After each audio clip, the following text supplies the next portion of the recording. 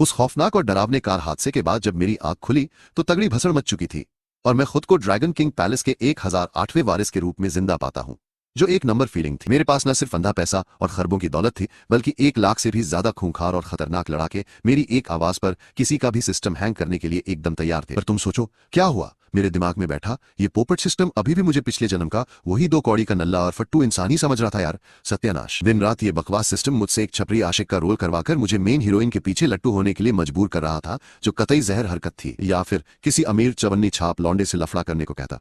पर मैं ये सब फालतू नाटक क्यों झेलूं, जब मेरी असली ताकत इन सबको अपनी एक छोटी उंगली से बुरी तरह कुचल सकती है। भाई इस फालतू की भसड़ में क्यों पड़ना। तभी इस नए शरीर की सारी पुरानी यादें अपने दिमाग में उतारने के बाद मैंने एक कड़क सूट पहना और पूरे खौफ के साथ सीढ़ियों से नीचे उतरने लगा, एकदम बॉस की तरह यार। रास्ते में सारे नौकर मुझे ऐसे घूर रहे थे जैसे कोई भूत देख लिया हो, और ये सही भी था क्योंकि पुराना मैक्स स्टर्लिंग तो बस घर का काम करने वाला एक झंड नौकर ही था।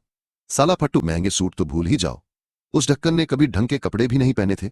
यादों के हिसाब से वो लिली येट्स नाम की लड़की के पीछे पूरे 3 साल से कुत्ते की तरह पागल था यार। उसको पटाने के चक्कर में मैंने पानी की तरह पैसा और अपनी सारी दौलत बहा दी, और हमेशा यही फालतू की टेंशन लेता रहता था कि कहीं वो भूखी तो नहीं है। क्या दिमाग दही कर रखा था। मैं तो बावर्ची बनने चला गया और शेफ का लाइसेंस लेकर रोज उसके लिए खाना पकाता था। मैंने सिर्फ उसका बॉयफ्रेंड बनने का ठप्पा लगाने के लिए अपनी कमर तोड़ ली थी।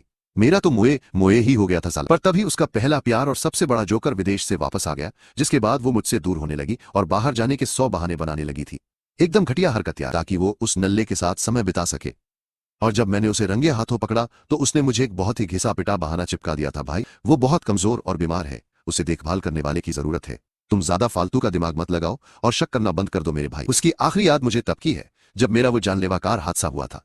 अस्पताल जाते समय खून से लथपथ मैंने उसे फोन किया, पर वो फालतू लड़की मेरे कॉल लगातार काटती ही जा रही थी साला। जब मैं घिसटते हुए अस्पताल पहुंचा तो मैंने देखा कि वो अपने उस खास लुक्खे को बड़े प्यार से चम्मच से खाना खिला रही थी, सिर्फ इसलिए क्योंकि उस नौटंकी को हल्की सी सर्दी हो गई थी। बवाल यादें बस यहीं खत्म हो गई। मैंने अपने दिमाग के घोड़े दौड़ाए तो पता चला कि अभी भी बहुत सी यादें ताले में बंद है। पर मुझे क्या, अगर वो नहीं खुलती तो भाड़ में जाए, मुझे कोई फर्क नहीं पड़ता। खुद को संभाल कर मैं सीधे रसोई में घुसा और बिना किसी मेहनत के 4 एकदम बेहतरीन और रापचिक डिश के साथ एक सूप तैयार कर दिया। क्या बात। नौकरों के उन अजीब चेहरों को इग्नोर मारकर मैं बैठा और किसी भूखे जानवर की तरह खाना ठूसने लगा। तभी अचानक से खाने वाले कमरे का दरवाजा जोर से खुल गया। लोचा हुआ। मैडम आपका स्वागत है, और छोटे मालिक काइल आपका भी स्वागत है। नौकरों की ये चमचागिरी वाली आवाज सुनकर मैंने अपनी गर्दन ऊपर की और सामने की तरफ देखा कि आखिर माजरा क्या है। एक लड़का और लड़की अंदर आए। वो लिली और उसका खास चमचा काइल बैट्स थे। पुराने समय में तो वो लड़की एकदम सीधी सादी पड़ोस वाली लड़की जैसी हुआ करती थी, लेकिन मेरे पुराने वाले शरीर के अंधाधुंध पैसे और सपोर्ट की वजह से वो अब पिछले कुछ सालों से एक बहुत बड़ी कंपनी की मालकिन बनकर मजे से घूम रही थी। उसका पूरा का पूरा भौकाल ही बदल चुका था। वो बहुत समझदार और कतई जहर लग रही थी। सच में एकदम चांद का टुकड़ा दिख रही थी मेरे भाई। तभी तो पुराना वाला मैं उसके प्यार में अंधा होकर कुत्ता बना घूमता था। अचानक मेरे सीने में एक हल्का सा दर्द उठा और मैंने अजीब सा मुंह बनाया। मैक्स, तुम अब कैसे हो और तबीयत कैसी है तुम्हारी। उसकी आवाज में थोड़ी सी शर्मिंदगी थी, शायद उसे कार हादसे की याद आ गई थी। तभी काइल जल्दी से आगे आया और 1 नंबर का साधु बनने का नाटक करने लगा। भाई लिली को दोष मत देना, ये सब मेरी गलती है। मैं बचपन से ही शरीर का बहुत कमजोर हूं और इस अनजान शहर में मेरा कोई अपना परिवार भी नहीं है, इसीलिए वो मेरी देखभाल करने के लिए आई थी। ये फालतू बात सुनकर मुझे गुस्सा नहीं आया, बल्कि मुझे तो ये सुनकर बहुत तेज हंसी आ गई। पिछले जन्म में मैं हमेशा यही सोचता था कि एक बड़ा आदमी कितना लाचार बन सकता है, और आज मैं उस लाचारी की जीती जागती मिसाल देख रहा था। ये छपरी एकदम लड़कियों की तरह रो रहा था, जिसे देखकर मैंने उसे जवाब देना भी जरूरी नहीं समझा, और उसने अपना मुंह सड़ा लिया यार। उसके अंदर की जो भी थोड़ी बहुत शर्म थी वो अब हवा हो गई थी। वो एकदम कड़क आवाज में मेरे पास आई और बोली, क्या तुम एक बार के लिए बड़े नहीं हो सकते हो, सिर्फ इसलिए कि मैं तुमसे मिलने नहीं आई। मैंने बताया था कि वो भी अस्पताल में था, उसका कोई नहीं है तो मुझे ही उसकी देखभाल करनी पड़ी ना बे। खुद को देखो, तुम यहाँ एकदम मजे में सही सलामत बैठे हो, फिर जलन के मारे ये फालतू का ड्रामा क्यों कर रहे हो। इतना बोलकर उसने एक डब्बा जोर से मेज पर पटक कर दे मारा। उसने डब्बा इतनी जोर से फेंका कि ढक्कन उड़ गया और अंदर की चीज दिखने लगी। वो एक बहुत ही महंगा फाउंटेन पेन था भिड़ूलो। उस डब्बे पर एक बहुत बड़े कारीगर के साइन भी थे। उसकी डिजाइन से लेकर हर चीज चिल्लाकर अपनी अमीरी दिखा रही थी। लिली, तुम इतना गुस्सा मत हो, शांत हो जाओ ना मेरी जान। वो बस तुम्हारा प्यार पाने के लिए सब नौटंकी कर रहा है। तुम्हारा ध्यान खींचने के लिए ऐसी छोटी मोटी हरकतें करना तो एकदम आम सी बात है यार। उस चंपू ने पेन उठाया और मेरी तरफ खिसका दिया, साथ ही जानबूझकर अपनी आस्तीन ऊपर कर ली ताकि वो मुझे अपनी महंगी वाली घड़ी का पूरा भौकाल दिखा सके। साला 1.5 शाना कहीं का। घड़ी और पेन दोनों एक ही महंगी कंपनी के थे, पर दोनों की कीमत में जमीन आसमान का फर्क था। वो खुल्लम खुल्ला लिली के प्यार की धौंस मुझ पर जमा रहा था। ये तो फुलटू धमाल है। मैंने बस अपना सिर नीचे रखा और खाना ठूसना जारी रखा। मुझे भावना देता देख वो घबरा गया और गंभीर शक्ल बनाकर मेरी तरफ झुककर बोला, ओ ये नल्ले मैक्स, वो तुमसे बात कर रही है। मैंने तुम्हारी तरफदारी करने की कोशिश की, लेकिन अगर तुम ऐसे ही फालतू नखरे दिखाते रहे तो मैं भी तुम्हें नहीं बचा पाऊंगा मेरे भाई। उसने एकदम ठंडी सांस छोड़ी और बोली, इसे छोड़ दो, ये जो भाव खाने की नौटंकी कर रहा है ना, मैं इसका ये खेल अच्छे से समझती हूँ यार, बस इसे यहीं सड़ने दो। वो मुड़ी पर वो चमचा रुक गया और बोला, पर मुझे थोड़ी भूख लगी है। ये सुनते ही वो वहीं रुक गई बवाल। वो मुझे राजाओं की तरह खाते हुए देखने से खुद को रोक नहीं पाई। सच कहूं तो अस्पताल का उबला हुआ फीका और बकवास खाना खाकर वो भी बुरी तरह से पक चुकी थी, एकदम सही। उस फट्टू की बात सुनकर उसने उसी पुरानी ठंडी और अकड़ वाली आवाज में मुझे हुक्म दिया, तुमने सुना नहीं कि वो भूख से मर रहा है? साले ढक्कन इंसान, जाकर और खाना बनाओ। ये सुनते ही उसकी आंखें चमक उठी और वो जल्दी से बोला, अरे भाई मैं तीखा नहीं खाता और मुझे समुद्री खाना भी नहीं चलता है। यार दिमाग दही कर दिया। इससे पहले कि वो अपनी बड़े लोगों वाली नौटंकी पूरी करता, मैंने अपने सूप का आखिरी घूंट मारा और पेट भरकर एक बहुत ही तगड़ी डकार ली और शांति से बैठ गया भाई। और एक बहुत ही बड़ी सी कमीनी मुस्कान के साथ ऊपर देखा। वो एकदम सुन पड़ गया कि मैं हंस कैसे रहा हूं। मुझे तो गुस्से में आग बबूला होना चाहिए था ना। पर अगले ही पल मैंने धीरे से अपना मुंह खोला और एक एक शब्द चबाकर बोला, क्या तू गोबर खाता है बे, नीच दो कौड़ी के इंसान। इससे पहले कि वो छपरी मेरी इस बेइज्जती को समझ पाता, मैंने डब्बे से वो महंगा पेन झपटा और सीधा उसके हाथ के पिछले हिस्से में पूरी ताकत से घोंप दिया भाई, जो कि उस समय मेज पर रखा हुआ था। और खचाक की तेज आवाज के साथ वो नुकीला पेन उसके हाथ के आर पार हो गया। एकदम कतई जहर वाला खून खराबा हो गया। मेरी ताकत इतनी ज्यादा थी कि वो महंगी मेज मकड़ी के जाले की तरह चटक गई और वो सुअर की तरह जोर से चिल्लाने लगा कि मेरा हाथ कट गया भाई, मेरा हाथ। कमरे में खड़े सारे नौकर ये खौफनाक नजारा देखकर डर के मारे वहीं फर्श पर गिर पड़े। सबकी हवा टाइट हो चुकी थी बे। लिली तो एकदम पत्थर की मूरत बन गई थी। मेरा ये खतरनाक और खूंखार रूप देखकर उसके तोते उड़ गए। उसने मेरा ये जानवर वाला अवतार अपनी पूरी जिंदगी में कभी नहीं देखा था यार। उसका दिमाग तो पूरी तरह से सुन पड़ चुका था। उस नल्ले की लगातार चीखें सुनकर ही वो होश में वापस आई और चिल्लाई कि क्या तू पूरी तरह से पागल हो गया है मैक्स, जल्दी करो इसे अस्पताल लेकर जाओ। मैंने उसकी बात को पूरी तरह अनसुना कर दिया और बड़े ही आराम से अपनी जेब से सिगरेट निकालकर उसे जला लिया, एकदम कड़क भौकाल, और धुएं का एक मोटा छल्ला सीधा उसके रोते हुए मुंह पर छोड़ा। तुझे मेरे सामने बेचारा बनने का शौक है ना, इसे मेरा एहसान समझ ले। अब देखते हैं कि तेरा ये रोना असली है या नहीं। जा अपनी लिली से अपने लिए थोड़ी और हमदर्दी ले ले भिड़ू। ये खौफनाक नजारा देखकर लिली बुरी तरह कांपने लगी थी। उसकी फटी हुई आंखों में सामने बैठा हुआ आदमी अब मैक्स नहीं लग रहा था। वो सच में एक जंगली और खूंखार जानवर था। उसको समझ नहीं आ रहा था कि हमेशा तलवे चाटने वाला पालतू कुत्ता अचानक इतना भयानक और अनजान कैसे बन गया। उसको वहां एक पत्थर की मूरत जैसा खड़ा देखकर मैंने अपनी गर्दन टेढ़ी की और एकदम हैरान होने का नाटक करते हुए पूछा, तुम अपने प्यारे कायल की देखभाल क्यों नहीं कर रही हो? अगर तुमने जल्दी से वो पेन बाहर नहीं निकाला तो उसका सारा खून बह जाएगा, समझे? भले ही मेरे चेहरे पर प्यारी मुस्कान थी और मेरी आवाज एकदम शांत थी, लेकिन मेरी ये बातें सुनकर उस बंदी की तो डर से हवा टाइट हो गई। पर मेरी बातों से उसे अपनी इस पनौती का एहसास हुआ। उसे लगा कि उस छपरी को डॉक्टर चाहिए। वो भागकर उसके पास गई। मुझे बचाओ, बहुत दर्द हो रहा है, तुम एकदम साइको हो, वो नल्ला जोर से चिल्लाया। उसका रोना सुनकर उसकी और फट गई। उसने हाथ आगे बढ़ाया और वो पेन झटके से खींचने ही वाली थी। जैसे ही उसकी उंगलियां पेन से टच हुई, एक फुसफुसाहट उसके कान के बिल्कुल पास गूंजी, तो तुम सच में इसे बाहर खींचने वाली हो? ये सुनकर वो एकदम सुन पड़ गई। इससे पहले कि उसका दिमाग इस खौफनाक खतरे को समझ पाता, उसे लगा जैसे किसी बहुत बड़े ट्रक ने सीधे उसके पेट में जोरदार टक्कर मार दी हो। एक भयानक और जानलेवा दर्द के मारे वो वहीं घुटनों के बल जमीन पर गिर पड़ी और उल्टियां करने लगी।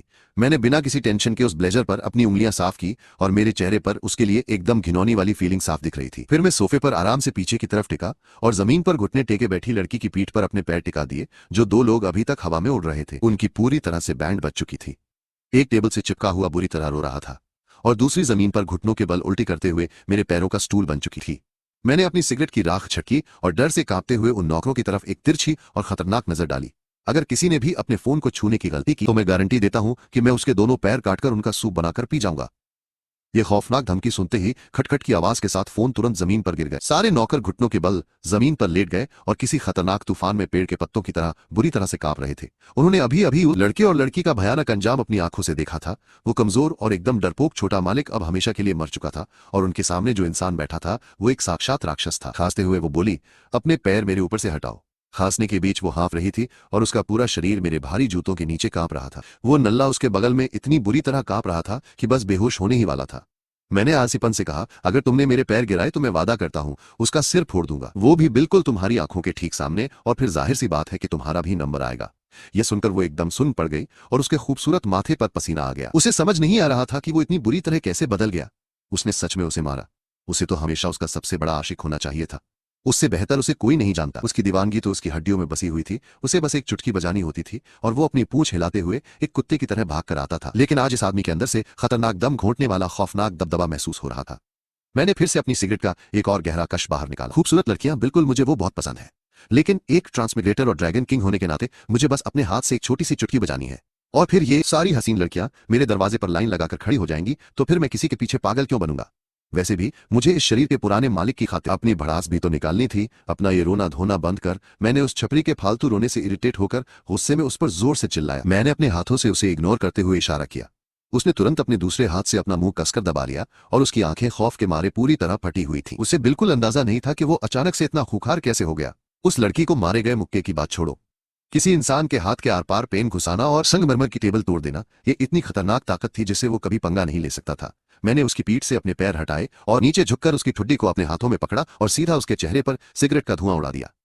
उस कड़वे धुएं से उसे तेज खांसी आने लगी और आंसू आंसू उसकी गालों पर बहने लगे। पुराना लड़का सिगरेट पीता था, लेकिन जिस दिन उसे पता चला कि लड़की को बदबू से नफरत है, उसने तुरंत इसे पूरी तरह से छोड़ दिया। उसे खांसते देखकर मैंने एक शैतानी मुस्कान दी। तुम सच में बहुत फनी हो। मैंने तुम्हें वो पेन निकालने को कहा और तुम सच में ऐसा करने वाली थी। वाह, तुम सच में अपने उस नल्ले से बहुत प्यार करती हो ना। खांसते हुए उसने मेरा नाम लिया और इससे पहले कि वो अपनी बात पूरी कर पाती, मैंने खींचकर उसके चेहरे पर जोरदार तमाचा जड़ दिया। सिस्टम की पावर की वजह से मेरी ताकत एक आम इंसान के मुकाबले 10 गुना ज्यादा बढ़ चुकी थी। खुद को रोकने के बावजूद मेरे उस एक थप्पड़ ने तुरंत उसके गालों को गुब्बारे की तरह फुला दिया था। तुम्हें मेरा नाम लेने की परमिशन किसने दी।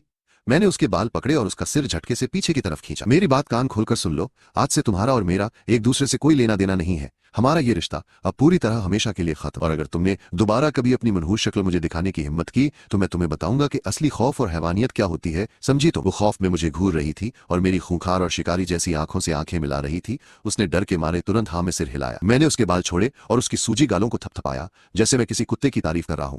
शाबाश, अब मुझे थैंक यू बोलो। ये सच में एकदम अजीब पागलपन था, लेकिन इतने भयानक खौफ के बावजूद मेरे मुंह से शाबाश सुनकर उसके सीने के अंदर एक अजीब और एकदम अलग सी गर्मी और सुकून की लहर दौड़ गई थी। Thank you. जो मैं सुनना चाहता था वो सुनकर मैं वहां से उठा, अपना सूट साफ किया और उस लड़के के पास गया। मैंने उसे एक प्यारी सी मुस्कान दी और कहा, अपना हाथ हटाओ। वो लड़का खौफ में था। उसे बिल्कुल नहीं पता था कि मैं क्या करने वाला हूं, लेकिन उसकी मना करने की हिम्मत नहीं हुई। उसने धीरे से अपने मुंह को ढकने वाला हाथ नीचे किया और जैसे ही उसने ये किया, मैंने अपनी सुलगती सिगरेट का जलता हुआ हिस्सा सीधा उसके मुंह के अंदर ठूंस दिया और फिर मैंने उसके जबड़े पर नीचे से एक बहुत ही खतरनाक मुक्का जड़ दिया। खटाक, उसके दांतों के बहुत बुरी तरह टूटने की वो खौफनाक आवाज पूरे कमरे में गूंज गई। वो जलती हुई सिगरेट और उसके खुद के टूटे हुए दांतों के टुकड़े जबरदस्ती उसके गले के नीचे चले गए। उसने तुरंत अपना पेट पकड़ा और वो दर्द के मारे जमीन पर गिर पड़ा। यह दर्द इतना ज्यादा भयानक था कि उसके मुंह से एक आवाज तक नहीं निकली। हा हा हा। उसे जमीन पर ऐसे तड़पते हुए देखकर मैं सच में बहुत जोर से हंस पड़ा। पिछले जन्म की वो सारी दर्दनाक यादें सहते वक्त जो गुस्सा और भड़ास मेरे अंदर भरी हुई थी, वो सब इस एक शानदार और सुकून भरे पल में पूरी तरह से बाहर निकल गई थी। और ठीक उसी वक्त मेरे दिमाग में एक नोटिफिकेशन की आवाज गूंजी। डिंग। आपको बहुत बहुत बधाई हो होस्ट। इस कहानी की मेन हीरोइन को अपने किए गए गलत फैसलों पर आज पूरी तरह से पछतावा करवाकर आपने कहानी को पूरी तरह सफलतापूर्वक पलट दिया है। आपके इनाम दिए जा रहे हैं। आपकी पूरी शारीरिक ताकत को पहले से 10 गुना ज्यादा बढ़ा दिया गया है। $50 बिलियन से भरा हुआ ड्रैगन नेशन का एक ब्लैक कार्ड आपको दिया गया है और आपने सूट ठग नाम का नया टाइटल भी हासिल किया है। सूट पहनने से आपकी लड़ने की ताकत 10 गुना तक बढ़ जाएगी। सिस्टम की ये खतरनाक इनाम सुनकर मैं पूरे 2 सेकंड के लिए एकदम सुन पड़कर वहीं पर रुक गया। कहानी पलटना इतना आसान है क्या? तो अगली बार जब मैं किसी हीरोइन से मिलूंगा तो बस जाकर उसे थप्पड़ मार दूंगा। ये जानना अच्छा रहा, बाद में इसे ट्राई करना पड़ेगा। इसी खुशी के साथ मैं मजे से उस हवेली से बाहर निकल आया। मैं अभी अभी तो इस दुनिया में आया था, जाहिर सी बात है अब मजे करने का वक्त आ गया था। लेकिन जैसे ही मैंने बाहर कदम रखा, 2 लोग अचानक अंधेरे में से मेरे सामने प्रकट हो गए। एक आदमी और एक औरत, दोनों एक घुटने के बल नीचे बैठ गए। उन्होंने पूरी इज्जत के साथ अपना सिर झुकाया और बोले, हम ड्रैगन किंग का स्वागत करते हैं। मेरे दिमाग में पुरानी यादें ताजा हो गईं।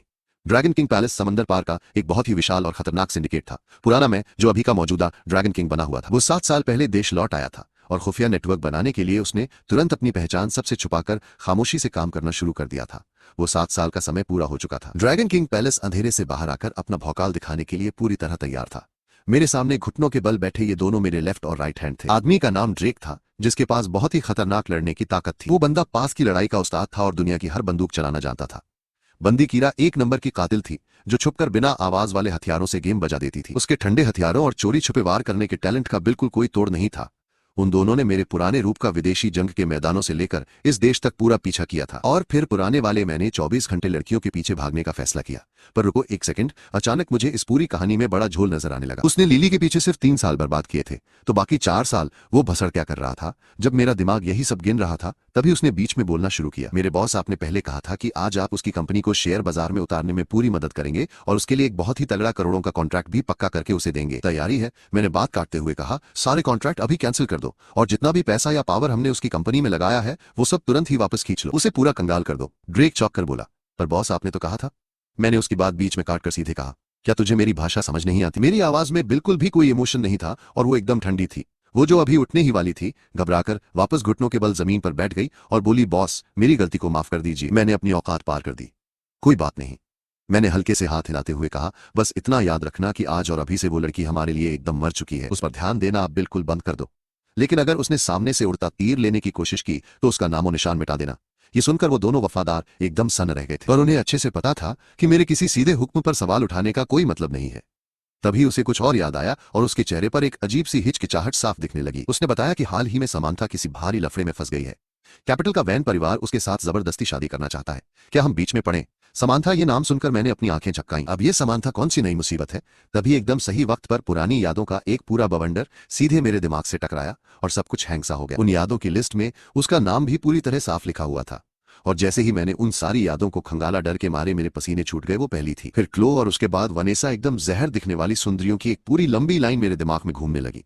जैसे जैसे मैं उन यादों को खोल रहा था, हैरानी से मेरा मुंह खुला का खुला रह गया। तभी मैं सोचूं कि वो 7 साल से वापस आया था, पर लिली के पीछे सिर्फ 3 साल बर्बाद किए थे। उससे पहले तो वो लड़कियों की पूरी फौज के पीछे भाग रहा था। एक से मिलता उसका पल्लू पकड़ता, फिर कटवाकर अगली के पास जाता और यही लूप चलता रहता। और सबसे बड़ी बात, वो हर बार अपना पूरा 100% जोर उस काम में लगाता था। कसम से ये सब देखकर मेरी तो पूरी सिटी पिट्टी ही गुम हो गई।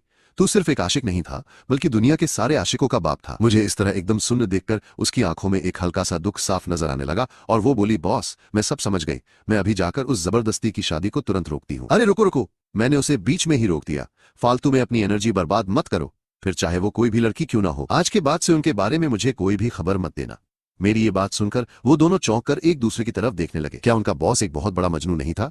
सालों से वो उसकी पुरानी लड़कियों के हर छोटे बड़े काम करने और उनके बॉडीगार्ड बनकर रहने के पूरी तरह आदी हो चुके थे। उन्हें और कुछ पता नहीं था और अब अचानक उसे किसी की कोई परवाह नहीं थी। वो दोनों इतने खोए हुए लग रहे थे जैसे किसी ने उनके जीने का इकलौता मकसद ही छीन लिया। उन दोनों की शक्ल देखकर मेरा तो सच में अपना माथा पीटने का मन कर रहा था। सच कहूं तो वो सारी यादें देखने के बाद मुझे समझ आया कि पुराना मैं कितना बड़ा बेवकूफ था। दुनिया की सबसे खतरनाक पावर हाथ में होने के बावजूद वो उसका इस्तेमाल सिर्फ उन लड़कियों की गुलामी करने के लिए कर रहा था। ये सब देखकर किसी भी नॉर्मल इंसान का खून खौल कर रह जाएगा। मैंने अपना सिर सहलाते हुए कहा, ठीक है, अब ये नौटंकी बंद करो और मेरे रुकने का बंदोबस्त करो। वो एकदम से सावधान की मुद्रा में खड़ा हो गया और बोला, आप बिल्कुल बेफिक्र रहिए बॉस, रहने की जगह तैयार है और आपकी गाड़ी बिल्कुल बाहर खड़ी हुई है। इतना बोलते उसने मेरे हाथ में तुरंत ही कार की चाबी और प्रॉपर्टी के पेपर्स थमा दिए। एक अजीब रोशनी चमकी और पलक झपकते ही वो पेपर्स और चाबी मेरे हाथ से गायब हो गए। ये जादू देखकर उन दोनों की आंखें फटी रह गईं। उन्हें अपने बॉस से मिले हुए काफी समय हो गया था, लेकिन उसे ये जादू टोना कब से आने लगा और वो सारा सामान हवा में कहाँ गायब हो गया। पर वो दोनों इतने वफादार थे कि उन्होंने एक भी सवाल नहीं पूछा और मैंने भी कुछ समझाने का लोड नहीं लिया। ये सिर्फ मेरे सिस्टम का एक स्टोरेज फीचर था। इसमें कोई ज्यादा जगह तो नहीं थी, लेकिन चाबियों और कागजों को रखने के लिए एकदम परफेक्ट था।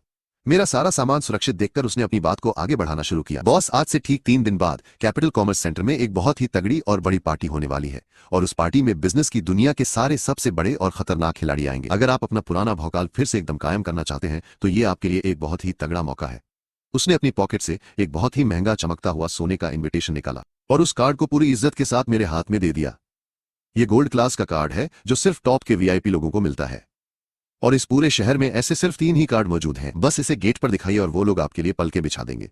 मैंने हाँ में सिर हिलाया, कार्ड को खोला और फुल स्वैग में उसे अपने सिस्टम के अंदर डाल लिया। मुझे वो कार्ड लेते हुए देखकर वो 1 सेकंड के लिए थोड़ा झिझका और फिर पूरी सावधानी से बोला, बॉस बस एक और छोटी सी बात है, वो जो पुराना ड्रैगन गॉड, मार्केट में खबर उड़ रही है कि वो भी बहुत जल्द वापस देश में आने वाला है। गाड़ी में बैठने से पहले मैं रुका और मेरे दिमाग में सारी पुरानी यादें ताजा हो गईं। वो ड्रैगन गॉड कहलाने वाला बंदा असल में वही लूजर था जो ड्रैगन किंग के महल की गद्दी पाने की लड़ाई में बुरी तरह हार गया था। लोग उसे पुरानी जनरेशन का कहते थे, पर वो मुझसे सिर्फ कुछ ही साल बड़ा था। अगर वो दोबारा गद्दी वापस लेने के लिए आ रहा था तो ये थोड़ा सा दिमाग खराब करने वाला लफड़ा हो सकता था। उसका चेहरा याद आते ही मेरी आंखों में एक बहुत ही खतरनाक सी चमक आ गई। अगर वो सच में वापस लौट रहा है तो मुझे उस बड़ी पार्टी से पहले ही बिसात पर अपने मोहरे सेट करने होंगे। आज से 3 दिन बाद का वो दिन मेरे लिए एकदम परफेक्ट शिकार का मैदान बनने वाला था। यही सब सोचते हुए मैंने सीधा रेस पर पैर रखा और वो भारी भरकम इंजन जोर से दहाड़ा और मैं अपनी गाड़ी को पेपर्स पर लिखे पते की तरफ भगाने लगा। क्लाउडस्केप विला इस पूरी राजधानी की सबसे महंगी और टॉप क्लास की जगह हुआ करती थी। यहाँ रहने वाले लोग या तो खतरनाक वाले अमीर थे या किसी शाही परिवार से आते थे। जैसे ही मेरी दहाड़ती हुई गाड़ी मेन गेट पर रुकी, वहां खड़े सारे गार्ड्स तुरंत भाग कर आए और पूरी इज्जत के साथ मेरे सामने झुकने लगे। भले ही मेरी गाड़ी पर अभी तक कोई नंबर प्लेट नहीं लगी थी, लेकिन वो इतने बेवकूफ नहीं थे कि ऐसी खतरनाक गाड़ी वाले किसी इंसान से पंगा लेते। सर, क्या आप अंदर रहने वाले किसी से मिलने आए हैं या ये आपकी नई गाड़ी है? मैं आपके लिए इसकी एंट्री का प्रोसेस तुरंत पूरा कर देता हूँ। मैंने उसे कागज पकड़ाए और कहा, मैं यहाँ का नया मालिक हूँ, इस नंबर को रजिस्टर कर लो। उस गार्ड ने बहुत इज्जत से वो पेपर्स दोनों हाथों से पकड़ लिए। उसने जैसे ही फाइल खोली, उसकी आंखें एकदम फटी की फटी रह गईं। विला नंबर 1 ये पूरी जगह की सबसे महंगी और टॉप लेवल की प्रीमियम प्रॉपर्टी थी। उस नंबर 1 को पाने के लिए देश के सारे बड़े खतरनाक अमीर लोग पागल थे, लेकिन इसे बनाने वाली कंपनी ने शायद कोई अलग ही। पहले ये किसी को नहीं बेची जा रही थी और अब इसका एक मालिक भी है, अपनी किस्मत मनाते हुए कि उसने कोई बदतमीजी नहीं की थी। गार्ड ने एकदम बिजली की तेजी से सारा रजिस्ट्रेशन निपटा डाला और फिर खुद जाकर मेरी गाड़ी को विला नंबर 1 के प्राइवेट गैराज में पार्क करवाया। सामने का हिस्सा बहुत बड़ा और आलीशान था, जिसमें एक शानदार प्राइवेट गार्डन बना हुआ था। गार्डन एकदम विदेशी फूलों और घुमावदार रास्तों से भरा हुआ था और अंदर से तो भाई ये जगह कतई किसी महल जैसी लग रही थी। क्रिस्टल के झूमर, बेदाग मार्बल के फर्श और बाहर से मंगाया हुआ एकदम महंगा लग्जरी फर्नीचर। दीवारों पर ऐसी महंगी पेंटिंग्स टंगी थीं जिनकी कीमत का अंदाजा लगाना भी मुश्किल है। हर कोना चीख कर अंधा पैसा दिखा रहा था। मैं उस मखमली सोफे में धंस गया और एक गहरी सांस ली। इसे कहते हैं असली जिंदगी। पुराने मैक्स के पास ये सब था, फिर भी उस पोपट ने एक रोतलू और फट्टू मजनू बनकर जीना चुना। सच में क्या ही घटिया इंसान था वो, एकदम ऑक्सीजन की बर्बादी। मैंने सिर हिलाया और सोने ही वाला था कि तभी फोन बजने लगा। किसी अनजान नंबर से कॉल आ रही थी। मैंने आलस में उठाया। हेलो, क्या तुम मैक्स बोल रहे हो? सामने से एक औरत की कांपती हुई आवाज आई, जिसे सुनकर ऐसा लग रहा था कि वो अभी रो देगी। मेरी त्योरियां चढ़ गईं। मुझे पुरानी यादों में ये आवाज पहचानी हुई बिल्कुल नहीं लगी। मैंने पूछा, हाँ बोल रहा हूँ। कौन? सामने से आवाज आई, भगवान का शुक्र है, मैं तुम्हारी माँ हूँ। उसकी आवाज में अचानक से एकदम अजीब सा ड्रामा और इमोशन भर गया। मैंने तंज कसते हुए कहा कि हाँ, और मैं तुम्हारा बाप हूँ, और तुरंत कॉल काट दी। मेरी पुरानी यादों के हिसाब से मेरे गोद लेने वाले माँ बाप जरूर थे, लेकिन जब से उन्हें अपना असली बेटा मिला था, वो अपना बोरिया बिस्तर बांधकर वहां से हमेशा निकल लिया था। 15 साल की उम्र में वो विदेश चला गया और सारे रिश्ते नाते तोड़ दिए। उसे अच्छे से पता था कि अपना खून अपना ही होता है, इसलिए वो खुद बिना किसी बवाल के उनके रास्ते से हट गया। इस बात को 10 साल से ज्यादा हो चुके थे। अब तक वो सब इसे भूल चुके होंगे। मैं बस इन्हीं ख्यालों में डूबा था कि फोन फिर से बजा। मैंने झल्लाकर उसे उठाया। क्या आजकल फ्रॉड वाले लाइव कॉल करके चूना लगाते हैं? सीधा मैं तुम्हारी मम्मी हूँ वाला ड्रामा। सामने से आवाज, आई मैक्स, मैं सच में तुम्हारी माँ हूँ। हमने तुम्हें बहुत सालों पहले खो दिया था। उस औरत की आवाज में एक सच्चा दर्द और दुख झलक रहा था। मेरी त्योरियां और ज्यादा गहरी हो गईं। मुझे पता था कि पुराना मैक्स एक अनाथ था, लेकिन यार वो अनाथ बना कैसे? ये बात यादों में हमेशा एक खाली पन्ने की तरह थी। कहीं ये सच में उसका अपना असली वाला परिवार तो नहीं है? सच कहूं तो मुझे कोई फर्क नहीं पड़ता कि कोई भी परिवार अचानक मुंह उठाकर कहीं से आ जाए। मेरे लिए तो सिर्फ वही एक परिवार सबसे ज्यादा मायने रखता था, जिन्होंने असल में पुराने मैक्स को पाल पोसकर बड़ा किया था। लेकिन अब चूंकि उन्हें अपना खून वापस मिल चुका है, तो मेरा भी उनके उस खुशनुमा परिवार में घुसकर रायता फैलाने का कोई इरादा नहीं था। मैक्स, क्या तुम मेरी बात सुन रहे हो? उस औरत की आवाज टूट रही थी। उस वक्त हमारे पीछे कुछ बहुत ही खतरनाक दुश्मन हाथ धोकर पड़े हुए थे। हम तो बच गए, लेकिन उस भसड़ में हमने तुम्हें हमेशा के लिए खो दिया। ये सब हमारी गलती थी। प्लीज हमसे नफरत मत करो, बस हमें एक मौका दे दो। वो लगभग गिड़गिड़ा रही थी। मेरे चेहरे पर कोई भी भाव नहीं था। सालों बीत चुके हैं, अब दोबारा मिलने का कोई मतलब नहीं है। तुम लोग जिंदा हो, मैं भी जिंदा हूं, तो क्या इतना सब काफी नहीं है? नहीं, वो औरत जोर से रो पड़ी। प्लीज बस एक बार मुझे तुम्हें सामने देखने दो, सिर्फ एक बार। तुम्हारे पिता, तुम्हारी बहन, तुम्हारा भाई, हम सब ने तुम्हें हमेशा बहुत ज्यादा याद किया है। बस एक आखिरी मुलाकात में तुम्हारे आगे हाथ जोड़ती हूँ। तभी लाइटर की आवाज आई। मैंने एक सिगरेट जलाई और धीरे से धुएं का एक छल्ला बाहर छोड़ते हुए कहा, क्लाउडस्केप विला नंबर 1। ठीक है, हम अभी वहां आ रहे हैं। कॉल कट गई। मैं बहुत गहरी सोच में पड़ गया। ये दुनिया सच में एकदम पागलपन का शिकार होती जा रही थी। ड्रैगन किंग्स, ड्रैगन गॉड्स और मार्शल आर्ट्स के खतरनाक मास्टर। सच बताऊं तो दूसरी दुनिया से आए इंसान के लिए भी यहाँ जिंदा बचना कोई बच्चों का खेल तो नहीं होने वाला था। एक गलत कदम और मेरा गेम पूरी तरह बच सकता था। और जहां तक इस परिवार की बात है, पुराने मैक्स की बची कुची रूह का अभी भी इन लोगों के साथ कुछ न कुछ दिमागी लोचा और जुड़ाव बाकी था। चलो मिल ही लेते हैं। कुछ नहीं तो कम से कम मैं इनका इस्तेमाल ये जानने के लिए कर लूंगा कि आखिर ये दुनिया काम कैसे करती है। थोड़ी देर में सिक्योरिटी का कॉल आया। मैंने उन लोगों को अंदर आने की परमिशन दे दी जो खुद को मेरा परिवार बता रहे थे। फिर दरवाजे की घंटी बजी। मैं बड़बड़ाते हुए उठा कि यार मुझे सच में कुछ नौकरानियां रखनी पड़ेंगी। खुद का दरवाजा खुद ही खोलना पड़ रहा है। एकदम दिमाग का दही हो गया। जैसे ही मैंने दरवाजा खोला, एक बहुत ही शानदार और अमीर दिखने वाली औरत तेजी से आगे की तरफ झपटी और उसने मुझे कसकर गले लगा लिया और चिल्लाई, मैक्स। मेरी त्योरियां चढ़ गईं। मैंने उसे खुद से दूर करते हुए कहा, जो भी बकवास करनी है वो अंदर आकर करो। उसकी आंखें लाल थीं और आंसू बह रहे थे। तुम अपनी ही माँ के साथ ऐसा बुरा बर्ताव कैसे कर सकते हो? तभी एक लड़का अपना होंठ चबाते हुए आगे आया। उसकी शक्ल देखकर ऐसा लग रहा था जैसे दुनिया भर के सारे जुल्म बस उसी बेचारे पर हुए हों। उसका चेहरा सूखा सा था, पर वो जबरदस्ती बहादुर दिखने की एक्टिंग कर रहा था। उसके बगल में एक अधेड़ उम्र का आदमी और एक लड़की खड़ी थी। उस आदमी से एक तगड़ा रौब झलक रहा था। हालांकि जज्बातों की वजह से वो थोड़ा कांप रहा था और वो 25 साल की लड़की एकदम तीखी और डरा देने वाली लग रही थी, बिल्कुल किसी खूंखार कॉर्पोरेट बॉस की तरह, जिसकी वजह से उसके फीचर्स और भी ज्यादा खतरनाक लग रहे थे। खैर, कुल मिलाकर आज पूरी की पूरी नौटंकी मंडली यहीं पधार चुकी थी। उस छपरी की बात सुनकर मैंने हंसी के साथ कहा, तुम्हारे मुंह से ये कैसा कचरा निकल रहा है? लग रहा है कि तुम लोग अंदर आने के बजाय यहां से दफा होना चाहते हो। तो ठीक है, पहली फुर्सत में निकलो धड़ाम। मैंने वो भारी दरवाजा सीधा उनके मुंह पे दे मारा। किसी ने भी मेरे इस एक्शन की उम्मीद नहीं की थी। उस झटके की हवा से तो सच में उनके सिर के बाल उड़ गए थे। वो चारों एकदम शॉक में बाहर खड़े एक दूसरे की शक्ल देख रहे थे। उनका दिमाग फ्यूज हो चुका था। उस बॉस जैसी दिखने वाली औरत ने मुड़कर उस लड़के को डांटा। टॉमी, हमने उसे सालों पहले खो दिया था, इसलिए अब जब वो मिला है तो उसका हमसे ऐसे नफरत करना एकदम लाजमी और जायज है। मुंह बंद रखो, वो लड़का एकदम रोतलू शक्ल बनाकर बोला। मॉम, इसे देखो, मैं तो बस आप लोगों की फिक्र कर रहा हूं और ये मुझे ऐसे ही डांट रही है। भले ही वो हमसे नफरत करे, पर उसे आपके साथ ऐसा बुरा बर्ताव नहीं करना चाहिए। उसने बेचारा बनकर सिर झुका लिया। मुझे पता है ये सब इसलिए है क्योंकि मैं सिर्फ गोद लिया हुआ हूँ। आखिर में आप सब मुझे वैसे भी धक्के मारकर घर से निकाल ही दोगे। ये सुनकर उस टेसा नाम की बहन का दिल टूट गया। टॉमी मेरे भाई, इस सब का तुमसे कोई लेना देना नहीं है, तुम ऐसे मत सोचो। वो अनाथालय में पला है तो ये बहुत ही आम बात है कि उसका दिमाग थोड़ा सनकी हो चुका है। तुम बिल्कुल टेंशन मत लो, हम तुम्हें कहीं भी नहीं जाने देंगे। तुम हमेशा मेरे छोटे भाई रहोगे। ये सुनकर वो ऐसे भावुक हुआ जैसे अभी रो देगा। इससे पहले कि बाहर पोर्च पर वो अपना ये सस्ता फैमिली ड्रामा और आगे बढ़ाते, वो आदमी जो अब तक चुप था आखिरकार गुस्से में चिल्लाया, बस बहुत हुआ, हम अभी दरवाजे पर खड़े हैं, तुम लोग ये क्या फालतू की बकवास पेल रहे हो? अगर हमें कुछ जरूरी बात करनी ही है तो हम उसे आराम से अंदर चलकर करेंगे।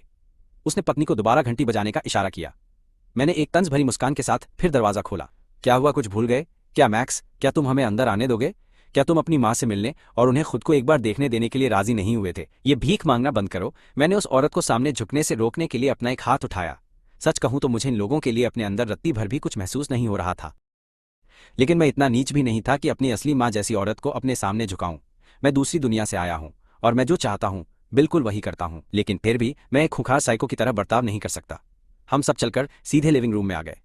मैंने सबसे बड़े वाले मखमली सोफे पर कब्जा जमाया, एक और सिगरेट जलाई और उन्हें बैठने का इशारा किया। बैठो। वो चारों वहां बैठ तो गए, लेकिन उसके बाद कमरे में एकदम सन्नाटा छा गया। वहां का माहौल बहुत ही ज्यादा अजीब और एकदम झेलने से बाहर हो गया था। जब मैंने देखा कि वो औरत मुझे ऐसे घूर रही है जैसे मैं म्यूजियम में रखा कोई अजूबा हूं, तो मैंने अपनी जेब से सिगरेट की डिब्बी निकाली। एक कश लगाएंगी क्या मोहतरमा? उसने पक्का इस हरकत की कोई उम्मीद नहीं की थी। उसका चेहरा सुन्न पड़ गया। मैक्स, क्या तुम अपनी सगी माँ से इसी तरह बदतमीजी से बात करते हो? टेसा, जो एकदम खड़ूस और पत्थर दिल बॉस थी, वो अब ये सब नहीं झेल पाई। वो तुरंत अपनी जगह से उठी और मुझे बहुत ही घृणा से घूरने लगी। मैंने उसे तिरछी नजर से देखा। क्या इस गुस्से वाली मैडम को भी कश चाहिए? वैसे क्या तुम लोगों के पास कोई डीएनए टेस्ट भी है? क्या हम पानी में खून मिलाने वाला वो पुराना ड्रामा करने वाले हैं? मुझे नहीं पता ये औरत मेरी माँ है या नहीं, पर मुझे एक बात एकदम पक्की पता है। मैं खड़ा हुआ और अचानक कमरे में एक खतरनाक खौफ फैल गया जिसने उन सबकी हवा टाइट कर दी और उनकी सांसें बुरी तरह से गले में अटक कर एकदम से रुक गईं। अगर तूने दोबारा मुझसे ऐसे बात की तो मैं तुझे उठाकर सीधा बाहर फेंक दूंगा। टेसा बहस करने के लिए मुंह खोलने ही वाली थी, पर उस अधेड़ आदमी ने गुस्से में चिल्लाते हुए बोला, बस अब बहुत हो गया, चुपचाप अपनी जगह बैठ जा। वो बिना मन के वापस बैठ गई, लेकिन उसकी आंखों में एक सच्चा खौफ एकदम साफ साफ दिखाई दे रहा था। एक सेकंड पहले ही उसे मैक्स के शरीर से असली खून की एक भयानक बदबू आई थी, जैसे वो किसी बेहद खतरनाक और खूंखार जंगली जानवर को घूर रही हो। अगर उसका बाप उस पर बिल्कुल नहीं चिल्लाता तो भी उसकी फटी हुई हालत उसे खुद ब खुद चुपचाप बैठने को बोल रही थी। मैंने बहुत आराम से सिगरेट का धुआं बाहर निकाला। ठीक है, सीधे काम की बात पर आओ, जल्दी बको, मुझे भूख लगी है और तुम्हारा ये कचरा खत्म करने के बाद मुझे सीधा खाना खाने जाना है। ये समझकर कि अब सीधे काम की बात करनी होगी, उस औरत ने जल्दी जल्दी से अपनी पहचान बताई और ये भी समझाया कि हमारा आपस में क्या रिश्ता है। वो वैंस खानदान के लोग थे, जो इस शहर के सबसे बड़े और खतरनाक लोगों में से एक थे। उस आदमी का नाम लियोनेल वैंस था जो मुखिया था, और उस औरत का पूरा नाम विक्टोरिया वैंस था। वो घमंडी सीईओ मेरी बड़ी बहन थी जिसका नाम टेसा है, और वो हमेशा रोने वाला चिड़चिड़ा सा बच्चा उनका गोद लिया हुआ बेटा टॉमी वैंस था। वैंस ग्रुप की कीमत 500 बिलियन से ज्यादा थी। सालों पहले मुखिया की गद्दी के एक खतरनाक लफड़े में दुश्मनों ने उन पर अचानक से बहुत ही तगड़ा हमला कर दिया था। उस भसड़ में मुझे किडनैप करके एक अनाथालय में फेंक दिया गया। उन किडनैपर्स का प्लान मुझे ब्लैकमेल करने के लिए हथियार की तरह इस्तेमाल करने का था, लियोनेल के खिलाफ, लेकिन उनके दुश्मनों ने ही उन किडनैपर्स का हमेशा के लिए गेम बजा दिया। इसलिए मेरी पुरानी जिंदगी उसी अनाथालय में बुरी तरह फंसी रह गई। कुछ दिन पहले जब उन्हें भनक लगी कि मैक्स स्टर्लिंग नाम के किसी बंदे ने क्लाउडस्केप विला नंबर 1 खरीद लिया है, तब जाकर उन्होंने मेरी लोकेशन का पता लगाया और मुझे ढूंढते हुए सीधा यहाँ तक आ टपके। विक्टोरिया की ये पूरी बकवास कहानी सुनकर मुझे इस पागलपन पर जोर से हंसी आ रही थी। क्या ये बिल्कुल उन फालतू असली और नकली वारिस वाली वेब नॉवेल्स की घिसी पिटी कहानी जैसा बिल्कुल नहीं लग रहा है? मैं अभी अभी एक चवन्नी छाप आशिक वाली घटिया जिंदगी से बचकर बाहर निकला था और अब इस नए पारिवारिक क्लेश में बुरी तरह फंस गया। इसमें वो ड्रैगन किंग वाला तमाशा भी जोड़ लो तो ये दुनिया मेरे लिए एक बहुत बड़े सिरदर्द से कम नहीं थी। अगर कोई अमर राजा भी दोबारा जन्म लेकर मेरे सामने आ जाए तो मुझे रत्ती भर भी हैरानी नहीं होगी। बेटा, क्या तुम मेरी बात सुन रहे हो? मेरे अजीब चेहरे को देखकर उसने थोड़ा घबराते हुए पूछा। अपने ख्यालों से बाहर आते हुए मैंने आराम से सिगरेट का कुछ धुआं हवा में उड़ाया। मैं सुन रहा हूं, तो क्या अब तुम्हारा असली गेम क्या है? मेरे इस सीधे कड़वे सवाल ने उसे एकदम से चौंका दिया, लेकिन फिर उसने तुरंत ही अपनी आवाज को बहुत प्यार से नरम कर लिया। हम चाहते हैं कि तुम वैंस परिवार के घर वापस लौट आओ, अपना असली नाम अपना लो। हम तुम्हें यहाँ इस तरह अकेले धक्के खाते हुए बिल्कुल नहीं देख सकते। धक्के खाना, ये सुनकर मेरी जोर की हंसी छूट गई। मोहतरमा, तुम कौन सा नशा करके आई हो? क्या तुम्हें ये इतना बड़ा महल बिल्कुल नहीं दिखाई दे रहा है? दीवारों में जेट पत्थर जड़े हैं। क्या तुम्हें अंदाजा है कि इस जगह की कीमत कितनी है? और तुम्हें लग रहा है मैं यहाँ धक्के खा रहा हूँ? सिर्फ वो ही नहीं, बल्कि उस लियोनेल ने भी मेरी तरफ बहुत ही ज्यादा दुखी होकर एक नजर से देखा था। टेसा और टॉमी एकदम अलर्ट थे। उन्हें साफ डर लग रहा था कि मैं उनकी सारी जायदाद हड़पने के लिए ही यहाँ आ गया हूँ। देखो मिसेज वैंस, मुझे नहीं पता तुम्हें क्या बुलाऊं, तो यही नाम सही है। तुम्हें अपनी किस आंख से लग रहा है कि मैं धक्के खा रहा हूँ? मैं एक राजा की तरह जी रहा हूँ, और बात रही नाम बदलने की, तो मुझे माफ करो, मुझे इसकी आदत है। वैसे भी वैंस बहुत छपरी लगता है। छपरी? पूरा का पूरा वैंस खानदान वहां बुत बनकर बैठा था, और इतिहास में ऐसा पहली बार हुआ था कि किसी भी इंसान ने उन्हें सिर्फ इस वजह से ठुकरा दिया हो कि उनके इस अरबपति खानदान का नाम सुनने में एकदम छपरी लगता है। टॉमी ने सही मौके का फायदा उठाया और एकदम झूठे गुस्से में अपनी जगह से खड़ा हो गया। मैं जानता हूं तुम परेशान हो, लेकिन तुम हमारे माँ बाप से ऐसे बात नहीं कर सकते।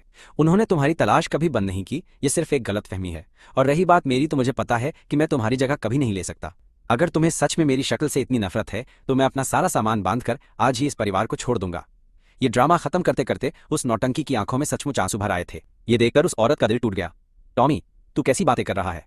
मैक्स तेरा भाई है, भले ही वो वापस आए, हम हमेशा तुझे बहुत प्यार करेंगे। मैं ये तमाशा देख रहा था और मेरी एकदम बोलती बंद थी भैंस की आंख। ये साला तो एकदम अटेंशन का भूखा निब्बा निकला, बिल्कुल उस काइल की ही तरह। क्या इस दुनिया में ऐसे नमूनों की थोक में पैदावार हो रही है? क्या अब मैं यहाँ सुरक्षित भी हूँ? एकदम सही बात है। उस नमूने को बचाने के लिए टेसा भी खड़ी हो गई। टॉमी, तू बिल्कुल टेंशन मत ले, तेरी जगह कोई भी नहीं ले रहा है। मैं हमेशा तेरी रक्षा करूंगी। माँ दीदी, टॉमी ने उन दोनों की तरफ ऐसे देखा जैसे वो खुशी के मारे अभी बहुत रोने लगेगा। सत्यानाश, मैं इनके इस टीवी सीरियल वाले ड्रामे में इतना ज्यादा खो गया था कि सिगरेट की आग से मेरी उंगलियां बस जलने ही वाली थी। मैंने एशट्रे में सिगरेट को मसला और पैर पर पैर रखकर उन्हें घूरते हुए बोला, क्या तुम लोग अपने इस गहरे पारिवारिक प्यार वाले नौटंकी थिएटर को अब जल्दी बंद कर सकते हो? हाथ जलते जलते बचा है। अच्छा होगा तुम अपनी इस नौटंकी को अपने घर ले जाओ। तब उस औरत को याद आया कि वो यहाँ क्यों आई थी, और वो तुरंत भागकर मेरे पास आ गई। मैक्स, क्या तुम अपनी माँ को माफ कर सकते हो? इतने साल अलग रहने के बाद हम तुम्हारी कमियां पूरी करना चाहते हैं। मैं तुम्हें सब कुछ देने के लिए एकदम तैयार हूं। सच में मैंने टॉमी को देखा और चेहरे पर एक खतरनाक मुस्कान आ गई। तो जाओ और उसके मुंह पर जोर से 2 तमाचे जड़ दो। उसकी रोती हुई शक्ल को देखकर मुझे भयंकर सिर दर्द हो रहा है। पूरे कमरे में एकदम सन्नाटा छा गया। विक्टोरिया की आंखों में दर्द भर गया और टेसा मुझे बहुत ही हैरानी से घूर रही थी। मैक्स, क्या तेरा दिमाग खराब हो गया है? वो तेरा भाई है। लियोनेल ने शक भरी नजरों से देखते हुए गुस्से में अपना मुंह बनाया। वैंस परिवार का सबसे बड़ा मुखिया होने के नाते वो कोई बेवकूफ नहीं था। यहाँ आने से पहले ही उसने मेरी पूरी की पूरी कुंडली निकाल ली थी। मेरे विदेशी रिकॉर्ड एकदम खाली थे, लेकिन जब से मैं अपने देश वापस लौटा था, तब से मैक्स एक कमजोर और बिना रीढ़ की हड्डी वाला आशिक बना हुआ था। लेकिन उसके सामने बैठा ये इंसान बिल्कुल भी कमजोर नहीं था। उसके एटीट्यूड में किसी राजा जैसा घमंड भरा था। वो औरत इन बातों के बारे में बहुत गहराई से बिल्कुल नहीं सोच रही थी। उसने मेरी तरफ घबराहट और परेशानी से देखा। मैक्स, टॉमी तुम्हारा भाई है, तुम ऐसा कैसे कर सकते हो? मैंने कहा ठीक है, अब बस बहुत हुआ। मैंने गुस्से में हाथ हिलाकर उसकी बात को बीच में काट दिया। मुझे तुम लोगों के साथ ये खुशहाल परिवार वाला नौटंकी खेल खेलने में कोई दिलचस्पी नहीं है, और मैं तुम्हारे इस वैंस परिवार नाम के कचरे का कोई वारिस भी नहीं बनना चाहता। दरवाजा उस तरफ है, पतली गली से शांति से बाहर निकल जाओ। मैक्स, तुम ऐसा बिल्कुल नहीं कर सकते। मेरा कड़क जवाब सुनकर विक्टोरिया की हवा टाइट हो गई और वो बुरी तरह से घबरा गई। उसने घूमकर उस टॉमी को देखा और उसके हाथ अपने आप कांपने लगे। उसका खुद का सगा खून, उसका अपना असली बेटा, बिल्कुल उसके सामने बैठा हुआ था और उसे पहचानने से इनकार कर रहा था। उसे लगा जैसे वो उसकी बहुत बड़ी गुनहगार है। अगर टॉमी को तमाचा मारने से मैक्स वापस आ जाए तो वो ये भी कर देगी। लेकिन इससे पहले कि वो कुछ करती, टॉमी ने दर्द भरी आवाज में रोना शुरू कर दिया। उसकी आवाज इतनी दुखी थी कि पत्थर भी रो पड़े। मैंने सिर्फ गुस्सा किया। भैंस की आंख, की क्या बकवास है? क्या ये लड़का सच में मर्द है? मैं जिससे भी मिलता हूं वो इतनी बड़ी नौटंकी क्यों है? टॉमी के चिल्लाने से विक्टोरिया हिल गई और उसका फैसला बदल गया। उसकी घबराहट देखकर टॉमी की आंखों में एक बहुत ही कमीनी चमक आ गई। हाँ, जब तक मैं इस परिवार के इमोशनल ड्रामे का इस्तेमाल करके इन्हें फंसाए रखूंगा, तब तक वो गुमशुदा मैक्स, जिसकी कोई औकात नहीं है, वो मेरा कुछ नहीं उखाड़ सकता। इस वैंस खानदान का इकलौता वारिस सिर्फ मैं बनूंगा। मैक्स, तू एक घटिया आशिक है, बस मेरे रास्ते से हमेशा दूर रहे। ये सोचकर उसने अपना रोना तेज कर दिया। माँ, अगर वो सच में मुझसे नफरत करता है तो तुम मुझे मारो। अगर इससे वो वापस आता है तो तुम मेरी जान ले लो, मैं बिल्कुल शिकायत नहीं करूंगा। टॉमी, बस कर ये सब बोलना। विक्टोरिया और टेसा तुरंत भागकर उसे चुप कराने और गले लगाने के लिए गईं। मैं मजे से सोफे पर बैठा रहा और लियोनेल दूसरे सोफे पर बैठ गया। हम दोनों की शक्ल पर एकदम सेम फ्रॉन वाली वाइब थी, और इस ऑस्कर लेवल ड्रामे को देखकर बिना कुछ बोले दिमाग दही हो रहा था। लायनेल ने फर्श पर पड़े टॉमी को रोते हुए देखा। उसकी आंखों में अपने इस वारिस के लिए एकदम भयंकर वाली निराशा और गुस्सा भरा था। वेंस परिवार की पूरी नींव ही एकदम खुखार और बेरहम ताकत पर टिकी थी।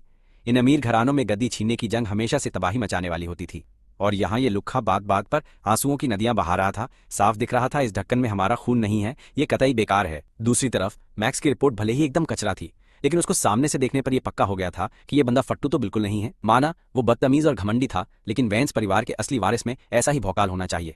अब बर्दाश्त से एकदम बाहर होने पर वो बूढ़ा अपनी जगह से उछला और जोर से चिल्लाया, नहीं, एक पूरा बड़ा आदमी छोटे बच्चे की तरह रो रहा है, क्या घटिया तमाशा बना रखा है भाई। वेंस परिवार ने कब से ऐसे दो कौड़ी के नल्ले कचरे को पालना शुरू कर दिया। वो पोपट एकदम सुन्न पड़ गया। उसे यकीन ही नहीं हो रहा था कि उसका हमेशा प्यार करने वाला बाप इतनी कड़क बात बोलेगा। वहां खड़ी विक्टोरिया और टेसा की भी तो पूरी तरह से बोलती बंद हो गई थी। अचानक भड़कने से सबकी हवा टाइट हो गई थी। मेरी तरफ मत देखो, उस बुढ़े ने रूखेपन से भौंकते हुए कहा, खुद देखो कि तुमने क्या भसड़ मचा रखी है। आखिर हमारा ये खानदान किस चीज के लिए जाना जाता है? अगर हमारे वारिस इतने फट्टू निकले तो बाकी के खूंखार गैंग हमें जिंदा ही चबाकर खा जाएंगे। अपने बाप की ये भयंकर डांट सुनकर उसने गुस्से से अपने दांत पीस लिए। उसने अपने महंगे डिजाइनर बैग से एक फाइल निकाली और उसे सीधा टेबल पर जोर से पटक दिया। तो क्या हुआ, कम से कम ये लड़का हमसे प्यार तो करता है, पर इसका क्या? इसे देखो।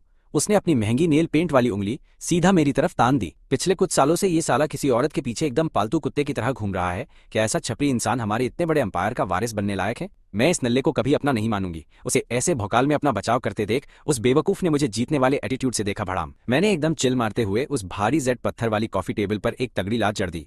वो बड़ा और वजनी पत्थर का टुकड़ा खिसकते हुए फर्श पर पूरे 2 मीटर दूर तक चला गया और उस लड़की के घुटने चकनाचूर होने से बस कुछ इंच पहले रुक गया।